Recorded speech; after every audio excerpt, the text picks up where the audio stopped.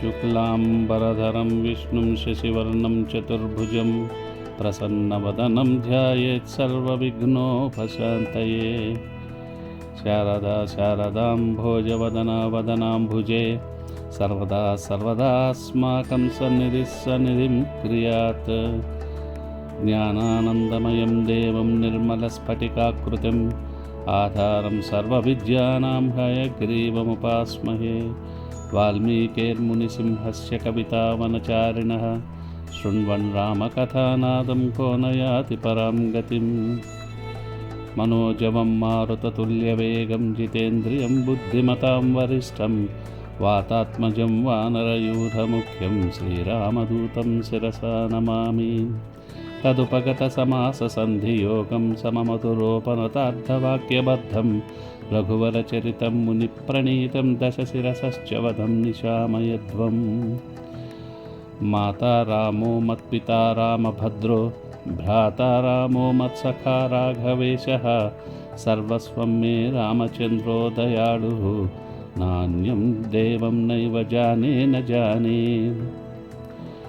साकेते शरदिन्दुकुन्दधवले सौधे महामण्डपे पर्यस्तागर्धूपदीपललिते कर्पूरदीपोज्ज्वले सुग्रीवाङ्गदजाम्बवत्परिवृतं सौमित्रिणा सेवितं लीलामानुषविग्रहं रघुवरं रामं भजे श्यामलम्।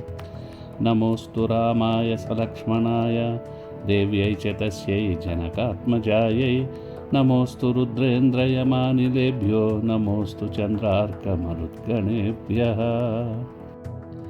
ततः समध्यं गतमंशुमन्तं ज्योत्स्नावितानं महदुद्वमन्तं ददर्श धीमान् दिवि भानुमन्तं गोष्ठे वृषं मत्तमिव भ्रमन्तं लोकस्य पापानि विनाशयन्तं महोदधिं चापि समेधयन्तं भूतानि सर्वाणि विराजयन्तं ददर्श सीतां सुमथाभियान्तं।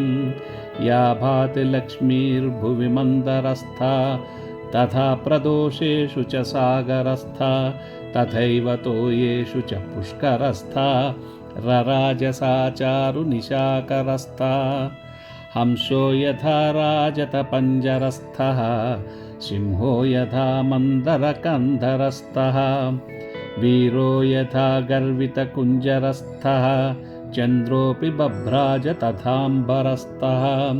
स्थितः क्वकुद्मानिव तीक्ष्णशृङ्गो महाचलः श्वेत इवोच्चशृङ्गः हस्तीव जाम्बूनदबद्धशृङ्गो रराजचन्द्रः परिपूर्णशृङ्गः।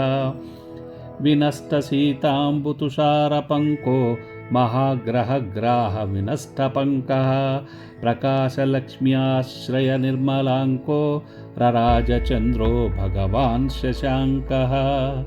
शिलातलं प्राप्य यथा मृगेन्द्रो महारणं प्राप्य यथा गजेन्द्रः राज्यं समासाद्य यथा नरेन्द्रः तथा प्रकाशो विरराजचन्द्रः।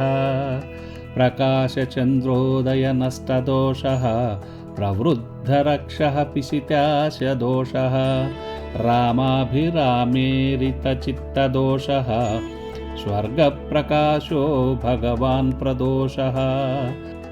तन्त्रीस्वनाः कर्णसुखाः प्रवृत्ताः स्वपन्तिनार्यः पतिभिः सुवृत्ताः नक्तं चराश्चापि तथा प्रवृत्ताः विहर्तुमत्यद्भुतरौद्रवृत्ताः मत्तप्रमत्तानि समाकुलानि रथाश्वभद्रासनसङ्कुलानि वीरश्रिया चापि समाकुलानि ददर्श धीमान् सकपिः कुलानि परस्परं चाधिकमाक्षिपन्ति भुजांश्च पीनानधिनिक्षिपन्ति मत्तप्रलापानधिकं क्षिपन्ति मत्तानि चान्योन्यमधिक्षिपन्ति रक्षांसि वक्षांसि च विक्षिपन्ति गात्राणि कान्तासु च विक्षिपन्ति रूपाणि चित्राणि च विक्षिपन्ति दृढानि चापानि च विक्षिपन्ति ददर्श कान्ताश्च समालभन्त्यः तथा परास्तत्र पुनः स्वपञ्चः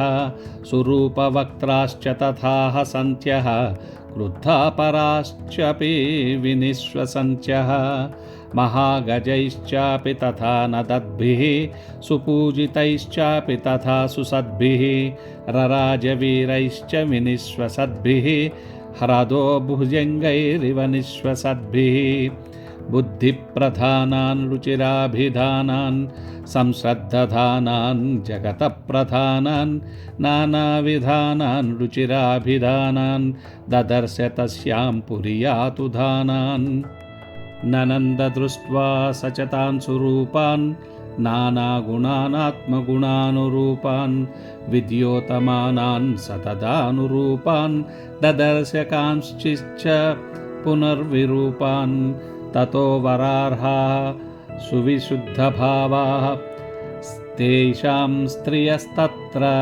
महानुभावाः प्रियेषु पानेषु च शक्तभावा ददर्श तारा इव सुप्रभावाः श्रिया ज्वलन्ति स्त्रपयोपगूढाः निशीथिकाले रमणोपगूढाः ददर्श काश्चित् प्रमदोपगूढा यथा विहङ्गाः कुसुमोपगूढाः अन्याः पुनर्हर्म्यतलोपविष्टाः तत्र प्रियाङ्केषु सुखोपविष्टाः भर्तुः प्रिया धर्मपरा निविष्ठा ददर्श धीमान् मदनाभिविष्ठा अप्रावृताः काञ्चन राजिवर्णाः काश्चित् परार्ध्यास्तपनीयवर्णाः पुनश्च काश्चित् शशलक्ष्मवर्णाः कान्तप्रहीणा रुचिराङ्गवर्णाः ततः प्रियान् प्राप्य मनोभिरामान् सुप्रीतियुक्ताः प्रसमीक्ष्य रामाः गृहेषु हृष्टाः परमाभिरामाः हरिप्रवीरः सददर्श रामाः चन्द्रप्रकाशश्च हि वक्त्रमाला वक्राक्षिपक्ष्माश्च सुनेत्रमालाः विभूषणाञ्च ददर्शमालाः शतह्रदानामिव चारुमालाः नत्वेव सीतां परमाभिजातां पथि स्थिते राजकुले प्रजातां लतां प्रफुल्लामिव साधुजातां ददर्श तन्वीं मनसाभिजातां सनातने वर्त्मनि सन्निविष्टां रामेक्षणां तां मदनाभिविष्टां भर्तुर्मनः श्रीमदनुप्रविष्टां स्त्रीभ्यो वराभ्यश्च सदा विशिष्टाम् उष्णार्दितां सानुसृतास्रकण्ठीं पुरावरार्होत्तमनिष्ककण्ठीं सुजातपक्ष्मामभिरक्तकण्ठीं वने प्रनृतामिव नीलकण्ठीम् अव्यक्तरेखामिव चन्द्ररेखां पांसुप्रदिग्धामिव हेमरेखां क्षतप्ररूढामिव बाणरेखां वायुप्रभन्नामिव मेघरेखाम् सीतामपश्यन् मनुजेश्वरस्य रामस्य पत्नीं वदतां वरस्य बभूव दुःखाभिहतश्चिरस्य प्लवङ्गमो मन्द इवाचिरस्य इत्यार्षे श्रीमद्रामायणे वाल्मीकिये आदिकाव्ये సుందరకాండే పంచమ సర్గః. మన సంస్కృతి వాంగ్మయము అపురూపమైనవి. రామాయణ భారత భాగవతాలను తరువాతి తరాలకు వినిపించాలనే మా తపనను లైక్ చేయడం, సబ్స్క్రైబ్ చేయడం ద్వారా ఆశీర్వదించండి. మీ అమూల్యమైన అభిప్రాయాలను తెలియజేయడం మాత్రం మరచిపోకండి.